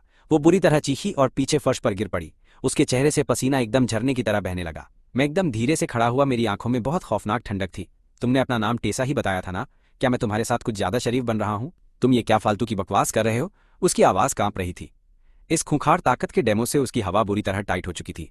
मैं धीरे धीरे उसके पास चला गया। उसने खुद को शांत दिखाने की कोशिश की, लेकिन जैसे ही मेरी परछाई उस पर पड़ी वो डरकर पीछे खिसकने लगी और सीधा सोफे से जाकर चिपक गई। उसकी हालत खराब थी। डर के मारे उसके तोते उड़ गए थे। फिर वो औरत अचानक अपने शौक से बाहर आई और खुद को मेरे ठीक सामने ले जाकर जोर से चिल्लाई, मैक्स, माँ जानती है तुम नफरत करते हो और ये मेरी गलती है।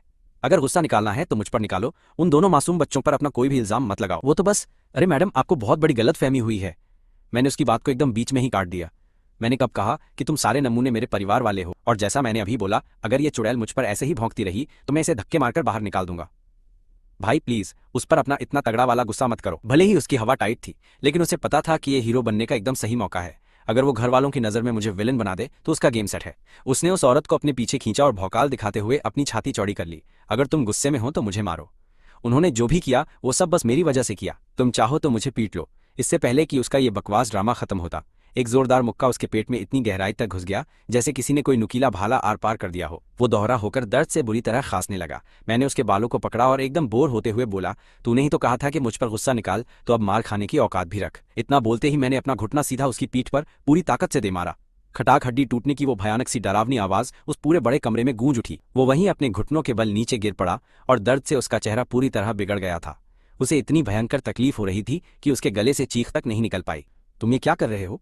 अपने जिगर के टुकड़े को सेकंडों में ऐसे बर्बाद होते देखकर वो औरत खौफ के मारे जोर से चीख पड़ी। उस लड़की ने अपना डर छिपाया और घबराकर उसे देखने के लिए भागी। उस बुढ़े का चेहरा एकदम काला पड़ गया और वो मुझे खौफनाक तरीके से घूरने लगा। बस बहुत हो गया, चाहे तुम जो भी सोचो, लेकिन नाम के लिए ही सही, वो तुम्हारा भाई है। अपनी औकात और हद से बाहर जाने की कोशिश मत करो। मैंने एकदम स्वैग में एक टिश्यू उठाया, अपने हाथ साफ किए और उसे कांपते हुए लड़के के सिर पर फेंक दिया। अच्छा, तो मतलब मैंने अपनी हद पार कर दी है? तो फिर तू ही ये काम पूरा क्यों नहीं कर देता बुड्ढे? और हाँ, इस लड़की को बाहर का रास्ता जरूर दिखा देना, मैं सिर्फ तुमसे बात कर रहा हूँ। उसकी आंखें खतरनाक तरीके से सिकुड़ गईं। उसे बिल्कुल पसंद नहीं था कि कोई भी उससे स्टोन में बात करे, और खासकर उसका अपना खुद का खून। लग रहा है इतने सालों तक सड़कों पर धक्के खाने से तेरे अंदर घमंड आ गया है। ठीक है, तू बच्चा है, आज मैं तेरी अक्ल ठिकाने लगाता हूँ। आज तुझे ये बात समझ आ जाएगी कि हर बाप का एक बाप होता है। उसने भौंकते हुए ऑर्डर दिया, एजेंट 1 जाकर इस नए लौंडे को थोड़ी तमीज सिखाओ। बस ध्यान रखना कि तू इसके हाथ पैर हमेशा के लिए मत तोड़ देना। जैसे ही उसने ये बात बोली, मेरे सामने एकदम से एक अजीब सी परछाई प्रकट हो गई। वो दिखने में एक बिल्कुल नॉर्मल और साधारण सा बीच की उम्र वाला आदमी लग रहा था। गुस्ताखी माफ करना छोटे मालिक, उसने रूखेपन से बोला और फिर एक जोरदार मुक्का जड़ दिया। साईं, वो वार इतना भयंकर तेज था कि उसकी परछाई पीछे छूट गई, लेकिन अगले ही पल वो मुक्का हवा में ही एकदम पत्थर की तरह जमकर रुक गया। उस गुंडे की आंखें एकदम हैरानी से पूरी फटी रह गईं। उसका वो सबसे खतरनाक वाला वार मैंने बड़ी आसानी से अपनी हथेली में पकड़ लिया था। बुढ़े का मुंह खुला रह गया। कुछ सेकंड के शॉक के बाद उसकी आवाज बहुत ज्यादा भारी हो गई। ऐसा लग रहा है कि छोटे मालिक भी मार्शल आर्ट्स के प्रो प्लेयर हैं। मैं एकदम कमीनेपन से मुस्कुराया। मुझे पता था कि अंधेरे में कोई कुत्ता छिपा है, लेकिन तुम गलत हो। मैं मार्शल आर्ट्स नहीं, बल्कि सीधा मौत के घाट उतारने वाला जानलेवा गेम खेलता हूँ। हवा चीरती हुई एक भयंकर आवाज, गूंजी उस आदमी के शरीर का हर एक रोआं खड़ा हो गया और उसके अंदर के मार्शल आर्टिस्ट को अपनी मौत साफ नजर आने लगी। लेकिन इससे पहले कि वो फट्टू वहां से पीछे हटने की कुछ भी कोशिश करता, हवा में लहराती हुई एक लात एकदम तोप के गोले की तरह उसके पेट में अंदर तक धंस गई। भड़ाम वो एजेंट किसी दागे गए मिसाइल की तरह हवा में उड़ते हुए सीधा पीछे गया और बाथरूम की दीवार से बहुत ही ज्यादा खौफनाक और भयानक तरीके से जा टकराया। कंक्रीट टूट गया और मकड़ी के जाले की तरह दरारें पड़ गईं, जबकि उसका शरीर दीवार के पलस्तर में गहराई तक धंस चुका था। वो बुढ़ा घबराकर उछल पड़ा और मेरी तरफ देखते हुए खौफ के मारे पूरी तरह सुन्न हो गया था। ये बंदा उनके खानदान का सबसे ही खतरनाक बॉडीगार्ड था, जो चेहरे से खून को भी बड़ी कैजुअली पहुंच सकता था। उसने दर्जनों हथियारबंद लोगों की धज्जियां उड़ी दी और फिर भी मैक्स के सामने वो एक भी वार नहीं टिक पाया। आखिर मेरा बेटा इतने सालों में किस नरक से होकर गुजरा है। लायोनेल अभी भी इस पूरे स्यापा और अपनी उजड़ी हुई दुनिया को देखकर सदमे में था कि तभी अचानक विला के मुख्य दरवाजे एक जोरदार धमाके के साथ उड़ गए। काले सूट पहने आदमियों की एक पूरी फौज अंदर घुस आई और उनको लीड कर रही थी एक खूबसूरत लड़की जिसकी स्किन सफेद संगमरमर जैसी थी और उसकी चाल में कतई जहर वाली एक दमदार कातलाना वाइब मौजूद थी। उसके एटीट्यूड से ही एक नंबर का खतरनाक भौकाल और पावर झलक रही थी। वो स्टर्लिंग खानदान की सबसे बड़ी बेटी माया थी और उसी परिवार ने मेरे पुराने रूप यानी उस बेवकूफ लड़के को गोद लिया हुआ था। वो बाकी सबको इग्नोर मारकर सीधे भागते हुए मेरे पास आई। उसकी आंखें लाल थीं और आवाज में दर्द था। उसने कहा, फाइनली मैंने तुम्हें ढूंढ लिया, क्या तुम ठीक हो? कहीं कोई गहरी चोट तो नहीं लगी है? उसने पागलों की तरह मुझे ऊपर से नीचे तक चेक किया और दर्द भरी आवाज में बोली, तुम एक नंबर के नालायक हो जो बिना कुछ भी बताए इतने सालों तक मुझसे दूर भागते फिर रहे थे। तुम इतने पत्थर दिल इंसान कैसे बन गए? यार मैं भले ही गोद लिया हुआ था, लेकिन वो मुझ पर पूरी तरह लट्टू थी और उसके मम्मी पापा अक्सर यही बात हमेशा मजाक में बोलते थे। अगर मुझे कभी शादी करनी पड़ी तो होने वाली भाभी को सबसे पहले उसका तगड़ा अप्रूवल टेस्ट पास करना होगा। वो मेरे हाथ से चिपक गई और उसकी नजरों ने मुझे नर्वस किया। उसका वो कातिलाना और प्यारा लुक देखकर मैं थोड़ा अनकंफर्टेबल हो गया था। फिर अचानक मुझे अपनी सभी पुरानी बातें याद आने लगीं कि कैसे उस स्टर्लिंग परिवार ने मेरे पुराने रूप को इतना ज्यादा प्यार और अपनापन दिया हुआ था। यही इकलौती वजह थी कि उसने अपना सरनेम कभी नहीं बदला था। अगर उस परिवार को उनका खुद का असली बेटा नहीं मिला होता तो शायद वो हमेशा के लिए उन्हीं के साथ मजे में रहता और वो कभी भी इतना खतरनाक ड्रैगन किंग नहीं बन पाता। मुझे अभी सच बताओ, क्या इन घटिया लोगों ने तुम्हें चोट पहुंचाई? उसने वैंस खानदान को एकदम खूंखार और जानलेवा गुस्से वाली नजरों से घूरते हुए देखा। उसकी आंखों में मर्डर करने वाला खौफ था, लेकिन उसके पीछे खड़े बॉडीगार्ड्स की तो दीवार को देखकर आंखें फटी रह गईं, क्योंकि उन्होंने एजेंट 1 को पहचान लिया हुआ था। वो वैंस खानदान का सबसे बड़ा और खतरनाक हथियार था और वो अच्छी तरह जानते थे कि वो कितना खूंखार है। लेकिन अभी वो एक बेजान पुतले की तरह वहां दीवार पर लटका, मॉडर्न आर्ट पीस बनकर पूरी तरह बेहोश पड़ा था। बॉडीगार्ड्स ने सोचा, भैंस की आंख 10 साल हो गए हैं और हमारा ये छोटा मालिक तो अब एक नंबर का सबसे खतरनाक मॉन्स्टर राक्षस बन चुका है और मैडम को फिक्र है कि इसे चोट लगी होगी। मैंने बहुत प्यार से अपना हाथ उसकी एकदम मजबूत पकड़ से धीरे से बाहर निकाला और एक बहुत अजीब सी नर्वस स्माइल दे दी। दीदी, मेरा मतलब मिस स्टर्लिंग, मैं एकदम चकाचक हूँ, आपको टेंशन लेने की कोई जरूरत। मेरी बात पूरी होने से पहले ही वो भड़क कर चिल्लाई, क्या तुझे मेरे हाथों मरना है? मुझे एक बार और उस नाम से बुलाकर देख, फिर बताती हूँ मैं। मन में बोला, सत्यानाश। मुझे लगा जैसे उसके पीछे कोई खूंखार डायन वाला और आ गया है। क्या लड़कियों का गुस्सा हमेशा ही इतना ज्यादा खौफनाक होता है अपनी जान की सलामती के लिए? मैंने तुरंत डरते हुए अपनी गलती सुधारी और बोला, दीदी। बस ये सुनते ही उसका मूड एकदम बदल गया था। उसके चेहरे पर एक कतई जहर और जानलेवा स्माइल खिल उठी। उसने इस दिन के लिए पूरे 10 साल इंतजार किया था और फाइनली आज वो अपने उस छोटे भाई से मिल रही थी जिसे वो सबसे ज्यादा प्यार करती थी। बिना एक भी फालतू शब्द बोले उसने मेरा हाथ कसकर पकड़ा और बोली, चलो मेरे साथ घर चलो। तभी लायोनेल अपने गहरे सदमे से बाहर आया और बोला, सुनो, वो अभी अभी वापस इस देश लौटा है, उसे मेरे साथ वैंस परिवार के घर चलना चाहिए और तुम्हारे स्टर्लिंग परिवार ने जो भी इसका ख्याल रखा है, मैं उसके लिए तुम्हें हर एक पाई की कीमत चुकाने को तैयार हूँ। अपनी ये बकवास बंद करो। उसने लायोनेल की बात बीच में ही काट दी। उसका सारा प्यार सिर्फ मेरे लिए था, बाकी दुनिया के लिए वो पत्थर दिल रानी जैसी ही थी। वैंस खानदान के सबसे बड़े मुखिया के सामने खड़े होने पर भी उसने उसे एकदम 2 कौड़ी की नफरत भरी नजरों से ही घूर कर देखा और बोली, सुनो वैंस के मालिक, वो मेरा भाई है तो सीधी सी बात है कि वो हमारे साथ घर जाएगा। उसे गोद लेने वाले सारे कागज एकदम पक्के और लीगल हैं और जहां तक तुम्हारी कीमत की बात है, उसे अपने बुढ़ापे के फंड के लिए संभाल कर रखो। और रही बात इस कांड की जो तुमने आज उसे चोट पहुंचाने की कोशिश की है ना, उसका हिसाब मैं तुमसे बाद में अच्छे से करूंगी लुखे। उसकी इतनी भयंकर नफरत देखकर शांत रहने वाले लायोनेल की भी बोलती बंद हो गई, लेकिन फिर अचानक उसे अपने उस वैंस खानदान के खून की वो सबसे बड़ी खराबी याद आ गई थी। यार, उसे उस परिवार से कोई लेना देना नहीं था। खून का मामला सबसे जरूरी था, ये कोई मजाक नहीं था। वैंस खानदान के खून में एक बहुत ही खतरनाक और जानलेवा जेनेटिक श्राप मिला हुआ था। ना तो उसका कोई टेस्ट हो सकता था, ना कोई इलाज। इस श्राप की वजह से परिवार के लोग अक्सर एकदम खुखार होकर अपना कंट्रोल खो देते रहते थे। उसका ये बवाल और पागलपन देखकर उसे पक्का यकीन हो गया था कि उसके अंदर भी वही खानदानी श्राप मौजूद है, इसलिए उसे उसको अब वापस घर लाना ही होगा। मैं मानता हूं कि जो पास्ट में हुआ वो मेरी गलती थी, लेकिन वो मेरा अपना खून है। क्या तुम सच में एक बाप और बेटे को आपस में मिलने से रोकने वाली हो मिस स्टर्लिंग? उसने सरेआम मजाक उड़ाते हुए कहा, मिलना क्या? तुम्हारे परिवार के मिलने का तरीका यही है कि अपने आदमियों को क्रिसमस के सजावटी सामान की तरह दीवार पर लटका कर छोड़ दो, बेवकूफ। उसने अपने भयंकर गुस्से को कंट्रोल किया और बहुत ही भारी खतरनाक आवाज में बोला, जब तुम्हारे खानदान को अपना असली वारिस मिल गया था तो उसने खुद ही घर छोड़ने का फाइनल फैसला किया हुआ था ना माया? अब तुम उसे जबरदस्ती वापस क्यों खींच रही हो? वो साफ तौर पर हमें अपनाना नहीं चाहता। क्या तुम्हें अभी भी उसकी मर्जी समझ नहीं आई? ये कड़वी बात सुनकर वो एकदम चुप हो गई। ये सच था, जब से उन्हें उनका असली बेटा मिला था वो बिल्कुल शांत रहने लगा था। उसने कभी कोई शिकायत नहीं की, लेकिन दिलों के बीच की दूरियां काफी ज्यादा बढ़ गई हुई थी। मॉम डैड बहुत दुखी थे और दोनों को बराबर मानकर उसे चुप कराने के लिए अक्सर अपने सगे बेटे को इग्नोर करते रहते थे। वो तो हमेशा उसके साथ ही किसी साये की तरह चिपकी हुई रहती थी। लेकिन मेरे भाई, उसके इस ओवर पॉजेसिव नेचर ने उस बेचारे पर और भी ज्यादा प्रेशर डाल दिया था, और उस असली बेटे के साथ रहना भी बिल्कुल आसान नहीं था। इसलिए उस खानदान को बिखरने और टूटने से बचाने के लिए वो खुद अपनी मर्जी से दूर विदेश भाग गया, ताकि कोई उसे ढूंढ ना सके। उसे यूं कंफ्यूज और शांत देखकर उस बुढ़े ने सही मौका देखकर अपना शातिर दांव चल दिया। लगता है तुम मेरी बात समझ गई हो। वो वैंस खानदान का है और वही आगे चलकर इस वैंस खानदान का असली वारिस बनेगा, समझे? स्टर्लिंग परिवार आखिर उसे अपनी तरफ से क्या देगा?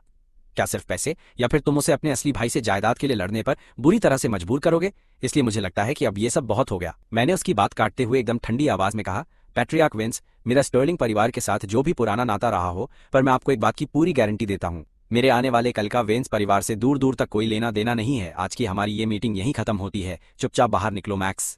विक्टोरिया ने मेरी तरफ देखा। वो अंदर से पूरी तरह टूट चुकी थी। तुमने उन्हें मारा, हम पर चिल्लाए क्या? तुम सच में हमें माफ नहीं कर सकते? जो हुआ हमारी गलती थी, पर क्या तुम्हारी सगी माँ को तुम्हारे सामने घुटनों पर गिरकर तुमसे भीख मांगनी पड़ेगी? उसकी आवाज बुरी तरह कांपने लगी और पैर लड़खड़ाने लगे। वो सच में घुटने टेकने वाली थी। माया एकदम से बीच में आई और उसका हाथ कसकर पकड़कर उसे वापस ऊपर उठा दिया। उसकी आवाज में कतई जहर वाली ठंडक थी।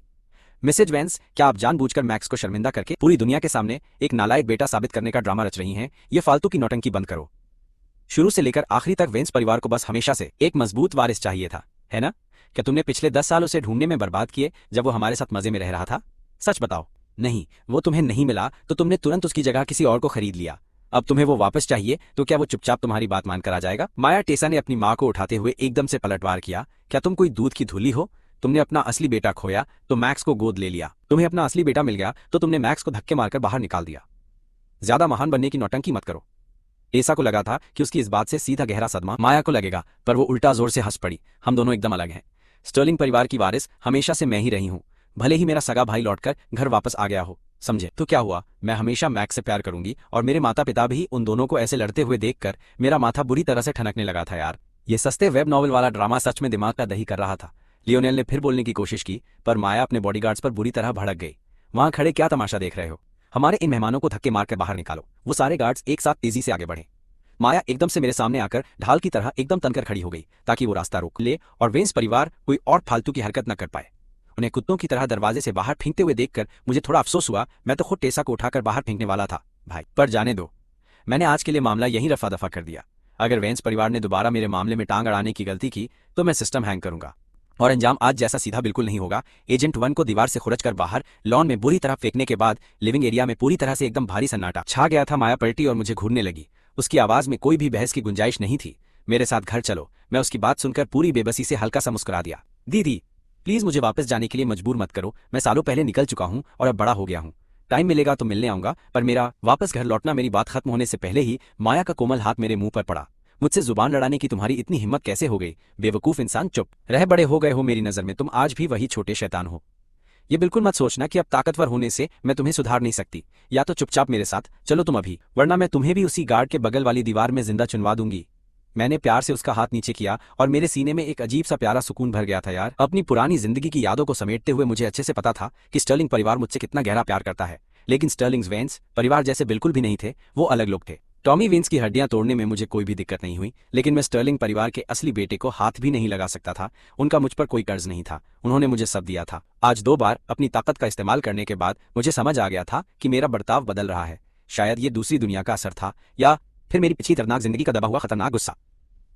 मेरा पारा अब बहुत जल्दी और भयानक तरीके से चढ़ने लगा था। अगर कोई चीज मुझे परेशान करती तो मेरा पहला रिएक्शन बस यही होता था कि उसे जड़ से मिटा दूं। अगर मैं स्टर्लिंग हाउस वापस गया और उनके असली बेटे ने पंगा लिया तो मैं गारंटी नहीं दे सकता कि गलती से मैं उसकी जान ना ले लूं। सच। माया ने मेरी हिचकिचाहट को एकदम से पकड़ लिया। उसने मेरे दोनों हाथ पकड़े और बहुत प्यार से बोली, मैक्स, एक अच्छे बच्चे की तरह मेरे साथ घर वापस चलो ना। दीदी, मैं टेसा जैसा बिल्कुल नहीं हूँ। अगर मैसन ने आपके साथ कोई भी हद पार करने की जरूरत की तो मैं खुद उसे देख लूंगा। तुम कोई रायता मत फैलाना, समझ गए ना? मैंने सिर हिलाते हुए एक लंबी सांस ली। अगर आप बीच में पड़ी तो आप में और टेसा में क्या फर्क रह जाएगा? मुझे फर्क नहीं पड़ता।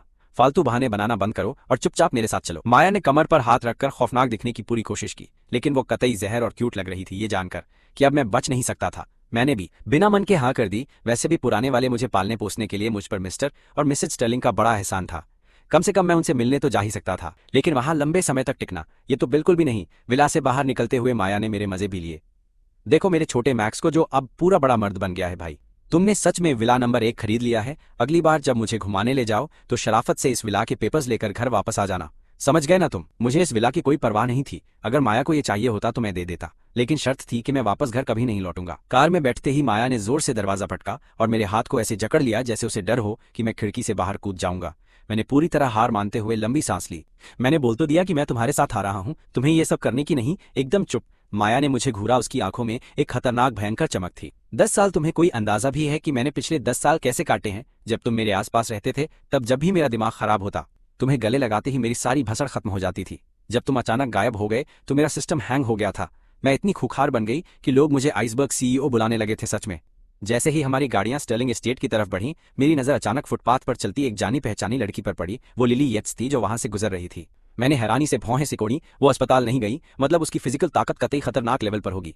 तुम वहां बाहर क्या देख रहे हो? मेरी तरफ ध्यान दो। मेरा ध्यान भटकता देख माया ने जबरदस्ती मेरा चेहरा अपनी तरफ घुमाया और उसकी आंखों में एक खौफनाक गुस्सा था। घर पहुंचते ही तुम मुझे एक एक बात का पूरा हिसाब देने वाले हो जो तुमने मुझसे आज छुपाया, कि पिछले कुछ सालों से तुम कई लड़कियों के पीछे छपरी आशिक की तरह क्यों घूम रहे हो बेवकूफ।